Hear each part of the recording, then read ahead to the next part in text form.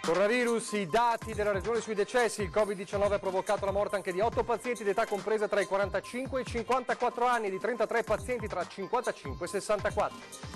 Un 47enne di Castelfranco racconta dal letto dell'ospedale di Jesolo la sua odissea, quasi un mese di ricovero a lungo in rianimazione, ma ne sta uscendo.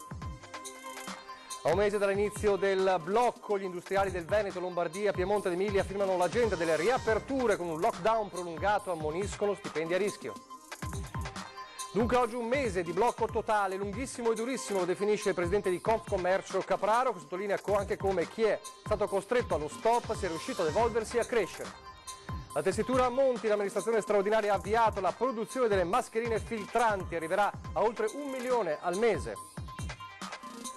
Dopo il volley stop anche il campionato di basket, per Treviso un ritorno in A1 amaro, Bazzoler, il presidente, dice ci aspetta una nuova ricostruzione. Una bimba di 8 anni di Spresiano scrive al governatore Zaia: io e i miei fratellini abbiamo rotto il salvadanaio per aiutare i medici, la grazia del presidente in diretta per la lettera. Telespettatori di Antena 3, buonasera e ben ritrovati. L'edizione di Treviso dei nostri telegiornali, dunque come sempre in primo piano l'emergenza coronavirus che vi stiamo raccontando ogni giorno in diretta in edizione straordinaria. Partiamo dai dati arrivati poco fa del bollettino regionale che leggiamo insieme. Con il dato dei casi attualmente positivi che sale a 10.000 e 299, come vedete anche nella tabella in sovraimpressione, più 212 casi rispetto a questa mattina. In totale dall'inizio dell'emergenza parliamo di 12.622 persone contagiate, il maggior numero di casi registrati riguarda Venezia e Vicenza, mentre c'è da sottolineare gli 0 casi positivi nel cluster di Treviso rispetto ai dati di questa mattina, quindi una buona notizia da questo punto di vista. I ricoverati sono 1.528 in tutta la nostra regione, in area non critica, quindi meno 26. In terapia intensiva 277, restiamo dunque sotto le 300 unità con meno 8. Restano purtroppo i casi dei decessi, più 9 rispetto alle ultime ore. Questi i dati nudi e crudi, diciamo così, del bollettino regionale, e allora ci soffermiamo proprio sulla questione dei decessi, delle vittime da coronavirus. Di questo ha parlato anche stamattina il governatore Zaia nel suo consueto punto stampa, mostrando con i dati alla mano che, ancora una volta, per ribadire come questo virus, questa pandemia non ha colpito, non ha fatto vittime purtroppo soltanto tra gli anziani. Dai 45 ai 54 anni abbiamo avuto 8 persone che hanno perso la vita, dai 55 ai 64 anni, poi ve lo darò il bollettino, non preoccupatevi, 33 persone. Dai 65 anni ai 74 anni 101 persone, maggiori di 75 anni 594. L'età media, qua non c'è scritto ma segnatevelo, è 82 anni. I numeri continuano a parlare di un virus che non fa distinzioni, certo l'incidenza della letalità varia a seconda delle fasce d'età. Come però si vede, tutte le fasce di età sono colpite, ovviamente con percentuali diverse, ma tutte le fasce di età sono colpite. La fotografia di Zaia arriva pochi giorni dalla Pasqua, un modo anche per ribadire che l'attenzione non deve andare in vacanza e che le restrizioni restano, così come i controlli. La mia preghiera che faccio ai cittadini, allora i cittadini ancora di resistere perché questi dati se ce li abbiamo perché comunque i cittadini hanno fatto un grande lavoro, in particolar modo i giovani. Ogni altra mossa, a cominciare dal piano della ripartenza economica, dipenderà dalla scienza e dal governo che ne ha la piena competenza. Tutti mi chiedono in queste ore cosa accadrà dopo il 13, che è Pasquetta. E io continuo a dire che dopo il 13 accadrà quello che il governo deciderà.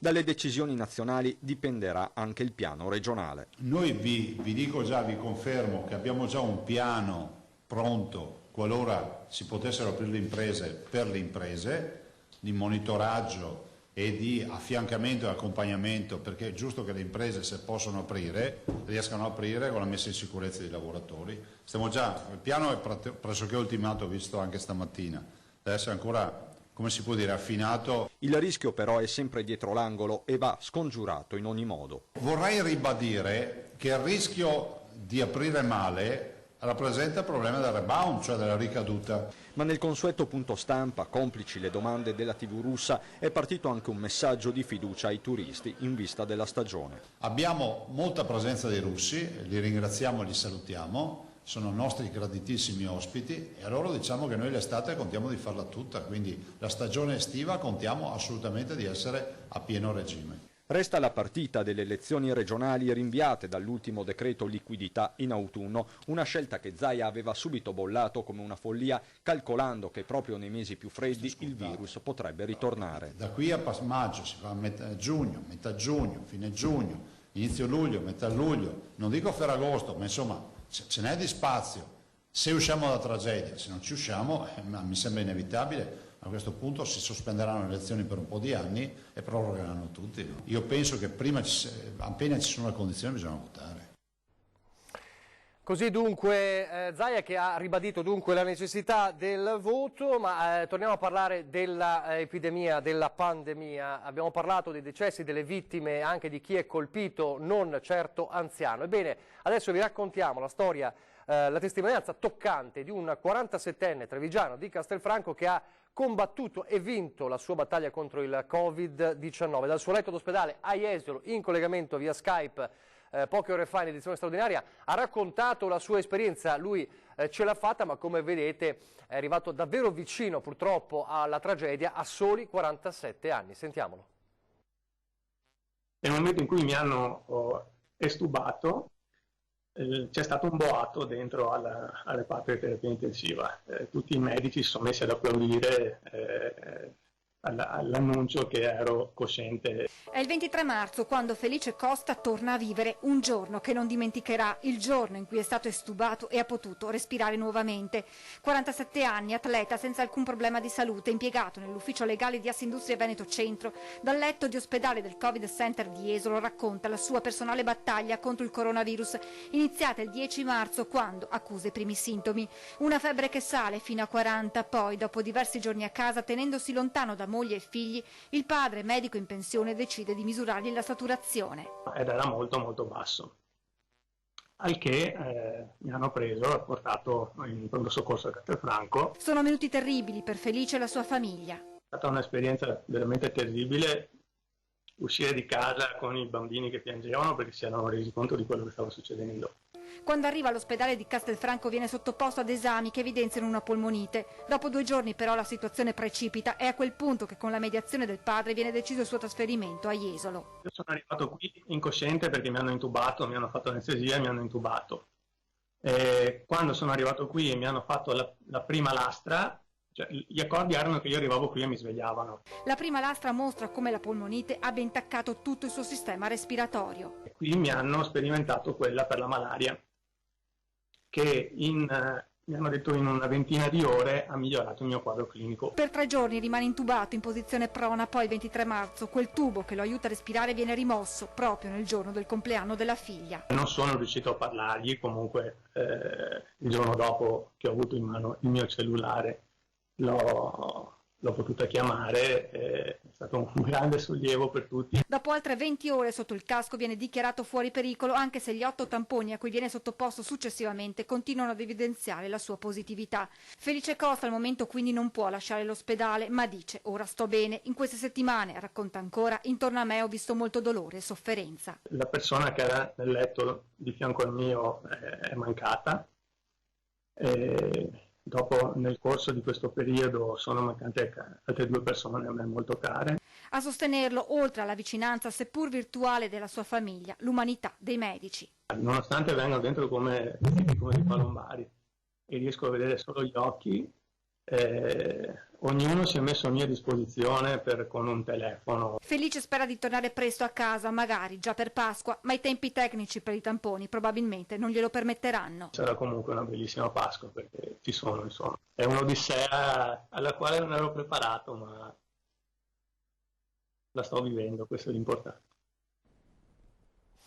Davvero importanti le parole di Felice Costa. Un'altra persona che è uscita dall'incubo e è qualche passo più avanti rispetto a Felice Costa è il dottor Ugo Grossi, medico dell'ospedale Ca' Foncello, positivo alla Covid-19 e che ha raccontato sempre durante l'edizione straordinaria, ma questa volta il nostro Ferdinando Varino nella prima parte della giornata, la sua esperienza. Sentiamo.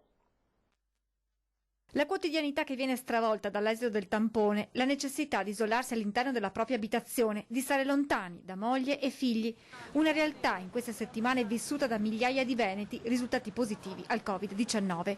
È l'esperienza che oggi, con il sollievo di star meglio, racconta il dottor Ugo Grossi, dirigente medico della 4ª chirurgia del Ca' Foncello di Treviso.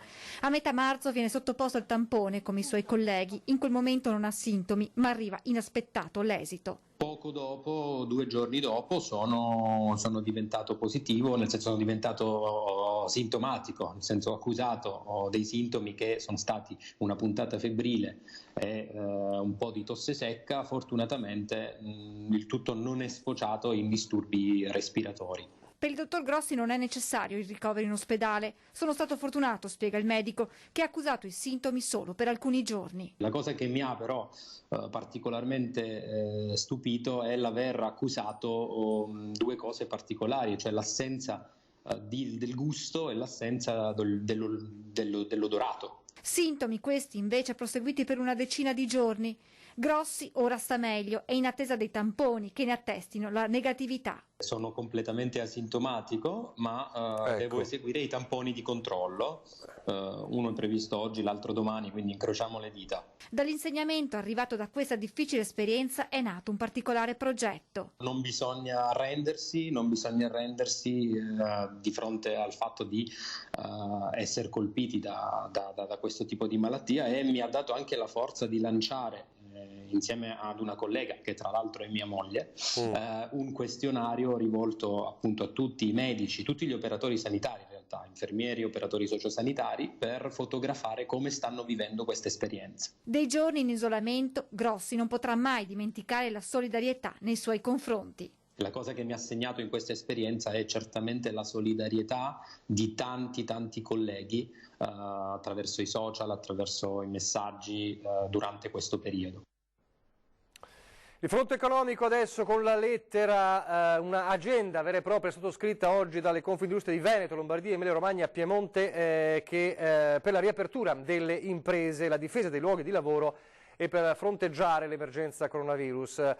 Si legge in questa agenda scritta dalle Confindustrie appunto di Veneto, Lombardia, Emilia Romagna e Piemonte, se le 4 principali regioni del nord, che rappresentano il 45% del PIL italiano, non riusciranno a ripartire nel breve periodo, il Paese rischia di spegnere definitivamente il proprio motore e ogni giorno che passa rappresenta un rischio in più di non riuscire più a rimetterlo in marcia. Importante contrastare l'epidemia, bisogna tuttavia essere consapevoli, dice il documento, che l'emergenza sanitaria seguirà una profonda crisi economica. Prolungare il lockdown significa continuare a non produrre, dice il documento, perdere clienti e relazioni internazionali e non fatturare, con l'effetto che molte imprese finiranno per non essere in grado di pagare gli stipendi del prossimo mese. Oggi un mese esatto dal blocco totale. Lo ricorderete, era l'8 marzo scorso la decisione del governo, un mese che, andando più nello specifico e parlando di commercio, per il presidente di Confcommercio Treviso Capraro è stato lungo e durissimo. È trascorso un mese dalla chiusura totale, 4 settimane che hanno catapultato la marca, l'Italia, in una realtà che non sarà più quella di prima. In attesa della pubblicazione del decreto in soccorso alle imprese e con lo sguardo rivolto alla cosiddetta fase 2, il presidente provinciale di Confcommercio Capraro fa un primo bilancio del cosiddetto lockdown. Lunghissimo e durissimo per tutti, sono state settimane davvero impegnative da tutti i punti di vista e anche dal punto di vista psicologico per la tenuta dei nostri imprenditori e delle nostre imprese. Migliaia le aziende che con il silenzio assenso stanno riaprendo. Beni di prima necessità a parte, il terziario dovrà invece ancora aspettare. Per Capraro alcuni spiragli però già ci sarebbero. Credo che anche nell'ambito del commercio, così come in quello della produzione, vi siano delle realtà che per le merceologie possono riaprire da subito con delle prescrizioni, con delle attenzioni, potrebbe essere il numero dei clienti all'interno del negozio, come dicevo, sulla ristorazione e i pubblici esercizi, di dove è più facile che si crei l'aggregazione, che si sta ovviamente evitando per le ragioni sanitarie di cui parliamo. Allora sicuramente ci vogliono dispositivi e ci vogliono modalità diverse, e posso anche capire che i tempi vadano ad allungarsi. Ristorazione che si sta attrezzando con le consegne a domicilio a Pasqua alla prova del 9, tanto che l'Ascom ha creato un portale ad hoc e da qui, conclude il presidente Capraro, non si torna indietro. Ripartiremo da qui, non ripartiremo da dove siamo stati interrotti. Tutta la consegna a domicilio è una nuova modalità e tra l'altro una nuova abitudine, perché quando dopo un mese, probabilmente 2 mesi, ci si è abituati a quel nuovo sistema, quello è il nuovo servizio per una parte di merceologia. Così le categorie economiche, ma il lockdown è iniziato un mese fa anche per le persone, l'obbligo di rimanere a casa se non per attività non necessarie. Ora abbiamo chiesto ai trevigiani un po' il bilancio di questo mese. Come ha vissuto questo periodo? Chiuso in casa, bene, perché abbiamo ritrovato un po' di solidarietà familiare. Diciamo che nel problema si riesce anche a trovare qualcosa di positivo. Ecco, con un misto di ansia e anche con tranquillità, perché avendo un giardino e una casa ci siamo chiusi in casa e viviamo là. Una cosa un po' nuova, un nuovo modo di affrontare la vita di giorno in giorno. Per il momento resisto. Come l'hai vissuto questo periodo? Ma io drasticamente, perché vivo in 60 metri quadrati e ho 2 bambini, quindi per me è stato veramente impegnativo. L'unica cosa è appunto 2 o 3 passi al giorno, che quello mi mancano proprio. Io sono uno dei pochi che ha sempre lavorato, di conseguenza per me è cambiato da poco a niente, tranne mascherine, attenzioni e compagnia bella, insomma. Cerco di muovermi il meno possibile, lavoriamo un po' in smart working, un po' a scuola e quindi però sì, è una situazione molto triste. Con pochi soldi, ma per fortuna almeno siamo riusciti a mangiare, ad andare avanti, e aspettiamo che si riapra tutto per ricominciare a lavorare e viverci la nostra vita normalmente. Secondo me non è una cosa veloce, anzi dobbiamo stare attenti, perché questo è un nemico che non lo conosciamo. Le opportunità, abbiamo sentite prima anche cogliere le opportunità per ripartire anche nell'emergenza, lo sentivamo prima da Capraro. La tessitura Monti, Maserati, l'amministrazione straordinaria, ha avviato la produzione delle mascherine filtranti, una ventina di dipendenti tornati al lavoro, uno spiraglio di luce per un'azienda da tempo in difficoltà.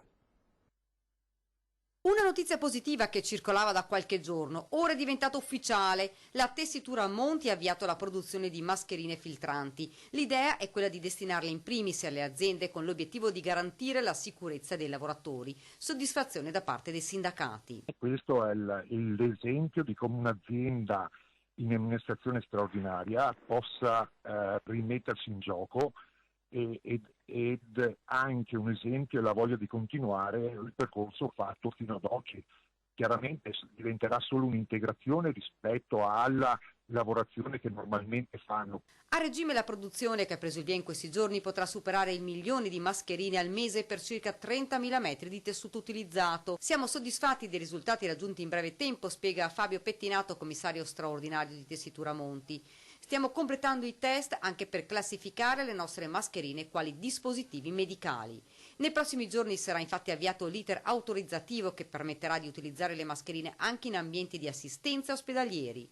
La speranza è che al termine di questa emergenza questa azienda possa tornare a tutti gli effetti sul mercato. Io credo che la Monti potrà dimostrare quello che è un'azienda che negli ultimi 100 anni ha prodotto tessuti e in qualche modo potrebbe rimettersi sul mercato. La speranza è quella, insomma, in questo momento. Stiamo lavorando tutti perché questo avvenga. L'azienda ha inoltre preso contatti con le istituzioni locali per mettere a disposizione gratuitamente di tutti i residenti del comune di Macerata, dove ha sede l'azienda, il primo lotto di 10.000 mascherine. Parliamo adesso dell'informazione locale, anche del nostro lavoro. La Commissione Bilancio del Senato ha approvato l'ordine del giorno a sostegno delle emittenti radio-televisive locali. In questo difficile momento, ha detto il senatore del Partito Democratico Andrea Ferrazzi, intervenendo in diretta nella nostra edizione straordinaria, rappresentano un presidio per il pluralismo dell'informazione e anche la tenuta democratica del Paese. Sentiamolo. Lei lo sperimenta ogni giorno, quanto i cittadini, in particolare durante questa pandemia, fossero interessati certamente, non so, i cittadini del Veneto, quello che succede in tutta Italia naturalmente, ma poi erano anche molto interessati di quello che succedeva nel loro comune, nel loro territorio, di quanti venivano curati, della situazione degli ospedali, del territorio, eccetera. Ebbene, queste informazioni si trovano solo nelle emittenti locali. Il senatore veneziano Andrea Ferrazzi l'ha definita una rete decisiva per la tenuta del tessuto sociale del Paese. L'ordine del giorno a sostegno alle emittenti radiotelevisive locali, presentato dall'esponente del Partito Democratico e approvato in Commissione Bilancio, rappresenta un riconoscimento al ruolo ricoperto da chi, come il nostro gruppo, dal 21 febbraio è incessantemente in onda in diretta straordinaria per garantire un'informazione costante ed esaustiva anche e soprattutto in questo momento difficile. Il provvedimento di oggi, che tra l'altro ho proprio qui appena votato, dice che impegna il governo a garantire nel primo provvedimento utile lo stanziamento di risorse aggiuntive nel 2020. Sì, perché sennò chiaramente molte con la perdita dei contratti, perché non viviamo di canone, insomma, lasciamo perdere questo tema, rischiano di mettere in difficoltà un comparto. Tutto questo rischia di mettere in difficoltà un comparto e i lavoratori, no? Quindi parliamo di migliaia di persone comunque anche nel nostro paese. Rischieremmo, se non intervenissimo subito, una pericolosissima deriva di chiusura progressiva di questi, diciamo, baluardi dell'informazione libera nei nostri territori. Anche in questa emergenza, ha detto il senatore Ferrazzi, il sistema dell'emittenza locale rappresenta un presidio per il pluralismo dell'informazione, la lotta alle fake news, la tenuta democratica e sociale del Paese. Informazione libera, democratica, soprattutto contro le balle delle fake news che sappiamo nei social sono diffusissime, facendo peraltro contraddittorio e facendo una selezione, come dire, delle fonti delle informazioni. Insomma, un libero sistema democratico di informazione che è la quintessenza della democrazia. Pochi istanti di pubblicità e torniamo subito.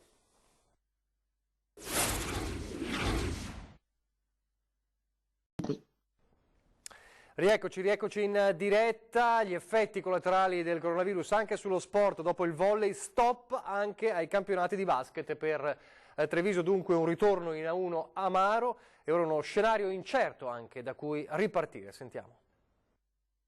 È la fine di una stagione per i ragazzini, questo che mi rammarica di più, perché i ragazzi ogni anno che passano nei giovanili è un anno di vita che crescono e quest'anno hanno praticamente perso. Il primo pensiero di Paolo Vazzoler, presidente della De Longhi Basket, va ai ragazzi, quelli che con lo stop alla stagione perdono un pezzo di strada da percorrere, un pezzo di esperienza di vita. Ma la chiusura anticipata dei campionati di pallacanestro pesa sotto molti altri aspetti e di sicuro non era questo che società e tifosi si attendevano dal ritorno in Serie A1 di Treviso. Giorno per giorno abbiamo vissuto di rinvii, legandoci a quello che decideva il Ministero della Salute, sperando che il fatto che iniziassimo noi era un significato che le cose iniziavano ad andare meglio. Se non ricominciamo e falta appunto, vuol dire che siamo molto preoccupati, siamo come cittadini. Ora dobbiamo cercare semplicemente di chiudere la stagione in qualche modo a livello bilancistico, è una cosa che i tifosi non vedono ma che noi sentiamo di più in questo momento, perché è un problema. Il pubblico ha visto due terzi delle partite.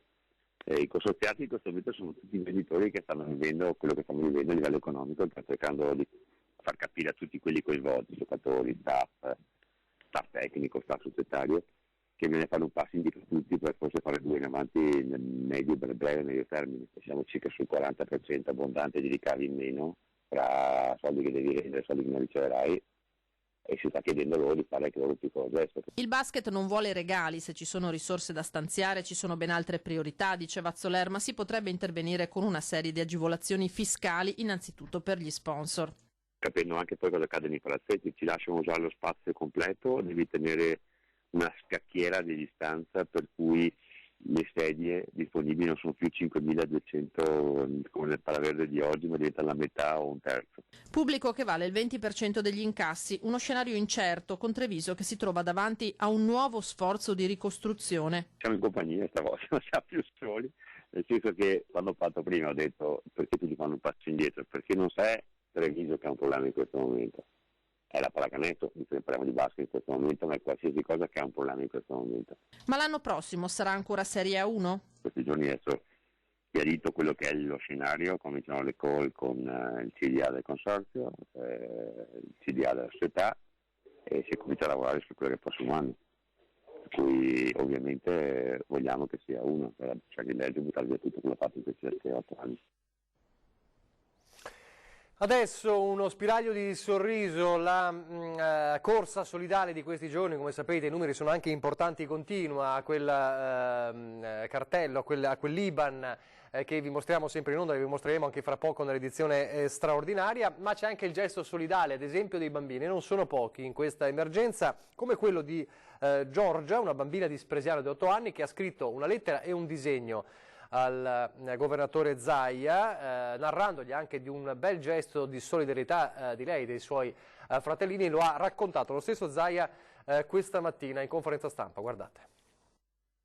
Io ho un sacco di bambini che mi scrivono, ma tanti ne ho. Questi bambini mi hanno fatto un disegno, fra l'altro, e mi hanno scritto, no? Caro governatore Luca Zaia, sono una bambina di 8 anni, mi chiamo Giorgia e vivo a Spresiano. Poche settimane fa sono stata operata alle tonsille e i medici mi hanno fatto colorare, ridere, facendomi passare la paura. Sono stati bravissimi e quindi ho deciso, insieme ai miei 2 fratellini, Tommaso e Giacomo, di 4 e 2 anni, di rompere il nostro salvadanaio e donare agli ospedali più in difficoltà questi soldini anche in segno di riconoscenza per tutto quello che stanno facendo. Boh, basta, mi fermo qui e poi sono altre 375 euro che versiamo, me li ha mandati per posta. Ma del salvadanaio di tutti? Sì, sì, sono i nonni, i ragazzi, qualcosa ogni tanto.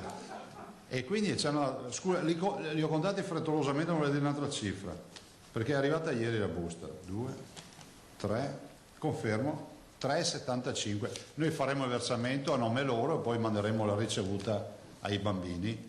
E quindi grazie a questi bimbi, ce ne sono tanti.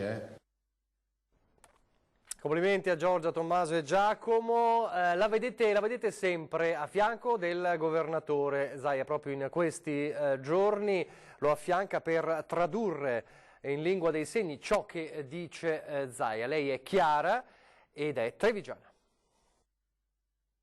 Allora, buongiorno a tutti. Ci vediamo alle prossime dirette con Zaia, il nostro presidente regionale. Eccola, è la donna, è il personaggio che da fine marzo scorso traduce le parole del presidente Zaia nella lingua dei segni nel corso del punto stampa dell'unità di crisi di Marghera, con le consuete dirette anche del nostro gruppo di Media Nord-Est sull'emergenza sanitaria.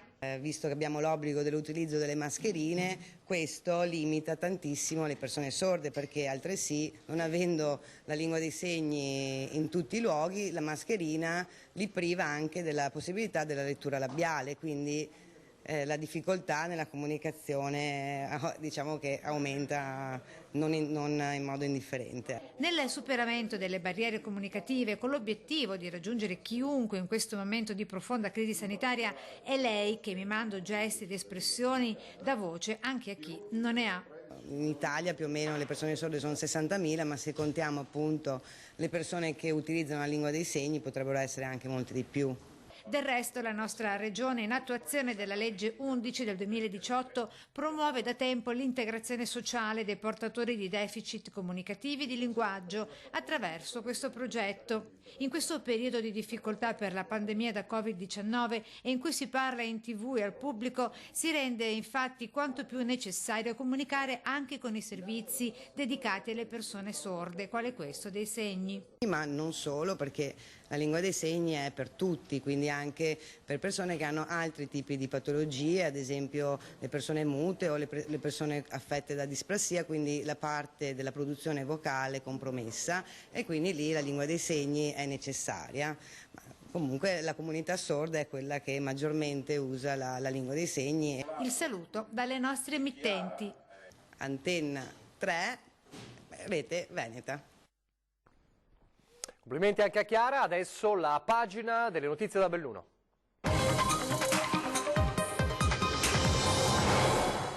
Cortina 2021 sarà il primo evento globale dopo la pandemia, ne è sicuro il presidente della provincia di Belluno Padrin, che però ammonisce: dobbiamo tenere acceso il motore economico e snellire le procedure per le infrastrutture fondamentali. Dobbiamo fare già un pensiero a quello che sarà il dopo sarà molto difficile e quindi noi non possiamo permetterci che tutto si possa interrompere. Il numero 1 di Palazzo Piloni prova a guardare oltre l'emergenza sanitaria e a cogliere già il tema su cui fare leva per la ripresa. I cantieri che fin da ora possono ripartire o che sono già ripartiti, come i lavori sulla Lemagna all'altezza di Longarone, sono un piccolo grande segnale di normalità a cui tutti aspiriamo, dice il presidente Padrin. Dobbiamo tenere acceso il motore economico del nostro territorio per ripartire con più forza quando l'emergenza sarà passata, ma soprattutto dobbiamo snellire le procedure. Insomma, dal post pandemia, per quanto difficile sarà, si dovrà ricavare qualcosa di buono sulla semplificazione delle procedure, dei modi e dei tempi delle opere, soprattutto di quelle infrastrutturali necessarie a portare il nostro territorio fuori dall'isolamento. Velocizziamo quelle che sono le opere sui mondiali di Cortina, dove c'è stato un grande, secondo me, fallimento, perché i cantieri delle 4 varianti non sono neppure partiti dopo 4 anni di programmazione, e questo è sicuramente un dato che deve far riflettere, che deve portare a un'inversione di tendenza immediata. Con lo slittamento in avanti delle Olimpiadi di Tokyo, l'appuntamento mondiale di Cortina 2021 sarà il primo grande evento sportivo a livello planetario dopo l'uscita dalla pandemia. La provincia ha l'obbligo di farsi trovare pronta, perché quel momento rappresenterà lo snodo del rilancio economico e turistico della nostra montagna e del nostro territorio, che dovrà arrivare fino alle Olimpiadi 2026. Padrin pensa all'esperienza che ha lasciato sul campo Vaia, che con la nomina di un commissario e con procedure semplificate ha fatto ripartire la ricostruzione nel giro di pochi mesi.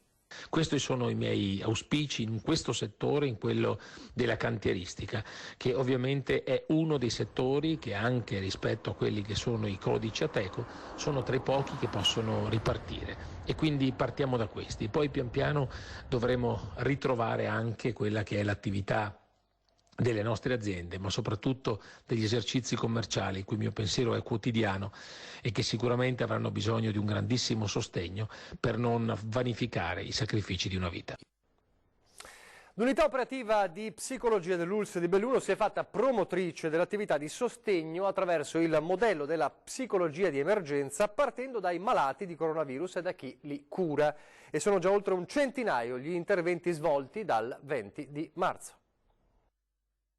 112 interventi di sostegno individuale verso le persone in isolamento, 10 con i familiari di degenti nei reparti Covid di Belluno, in buona parte congiunti di malati deceduti, 8 verso operatori sanitari, a cui si aggiungono le supervisioni, i colloqui plurisettimanali con le ordinatrici dei reparti dell'ospedale di Belluno, Agordo e Pieve, per un totale di 138 interventi individuali. È il risultato dell'attività di sostegno psicologico garantita dall'unità operativa di psicologia avviata dallo scorso 20 marzo nel territorio dell'ULSS Dolomiti. È stato un cambiamento epocale, dice la responsabile del progetto, la psicologa Francesca De Biasi. Sicuramente una situazione completamente nuova, percepita come molto pericolosa perché non è osservabile, non sappiamo dove possiamo andare, dove no, abbiamo sempre l'impressione che c'è un qualcosa di minaccioso che gira nell'aria, che può essere vicino, quindi in questo senso chiede tantissimo alla persona. Nessuno in questo periodo è immune dalla preoccupazione, dall'incertezza, da ansia e paura, tensione emotiva, nervosismo e malesseri fisici. La cosa importante è che non si passi da un isolamento fisico legato alla prossimità fisica a un isolamento emotivo e psicologico, per cui va bene, io non posso venire a trovarti, però posso sentirmi vicino a te, ed è quello che con il nostro servizio stiamo facendo. Senza dubbio è la solitudine dell'isolamento cui sono obbligati i pazienti Covid e i loro familiari l'elemento più drammatico dell'emergenza in atto. Questo è sicuramente una cosa molto difficile e che riguarda non soltanto i pazienti ricoverati nei reparti Covid, ma tutti gli altri pazienti, per cui c'è questa lontananza che, ripeto, si sta veramente cercando di contenere con un po' con l'intervento anche nostro, quindi con questo ponte, questa mediazione che noi possiamo fare tra gli operatori spesso oberati e i familiari, ma poi anche con il contatto diretto dei sanitari e anche con questi altri mezzi, ecco, tipo gli smartphone, i tablet, che permettono anche di avere comunque un contatto visivo, una foto con il proprio caro. A proposito di isolamento, o meglio di chi non è in isolamento e dovrebbe esserlo, ha dell'incredibile. L'episodio è capitato ieri pomeriggio ai carabinieri forestali, i quali durante un servizio di controllo a Polpette di Ponte nelle Alpi hanno fermato una famiglia dell'Alpago, padre, madre e figlia minore, in giro senza motivi indifferibili e urgenti. Durante gli accertamenti è emerso che mamma e figlia risultavano nella banca dati dei positivi al coronavirus, quindi in isolamento, in attesa dell'esito del secondo tampone, cui entrambe erano state sottoposte in mattinata e che oggi ha confermato per entrambe l'infezione del Covid-19. L'ipotesi di reato nei confronti della donna prevede la pena dell'arresto da 3 a 18 mesi e l'ammenda da 500 a 5.000 euro, ma c'è di più: il comportamento irresponsabile della donna, che non ha spiegato subito ai militari il proprio stato di positività, potrebbe far propendere la procura anche per la violazione dell'articolo 452 del Codice Penale, e cioè delitti colposi contro la salute pubblica, che prevede la reclusione da 1 a 5 anni. Fortunatamente però la maggior parte dei veneti seguono le regole, stanno a casa e cercano allora di passare il tempo anche con la fantasia, soprattutto i ragazzi e i bimbi. Allora, come sempre in chiusura del telegiornale, il vostro andrà tutto bene.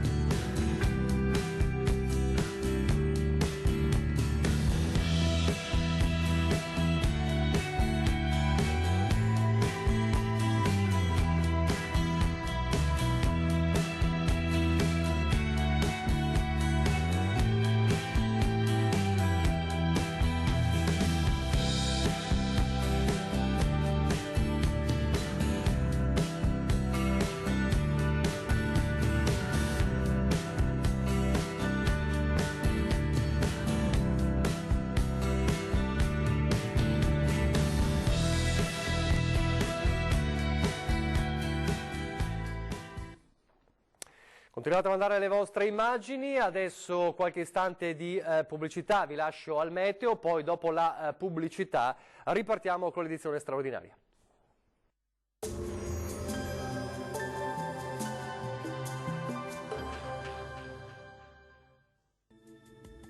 Bentrovati al meteo. La circolazione anticiclonica iniziata con l'arrivo di aprile persisterà anche nella giornata di giovedì 9 e sarà dunque bel tempo e caldo.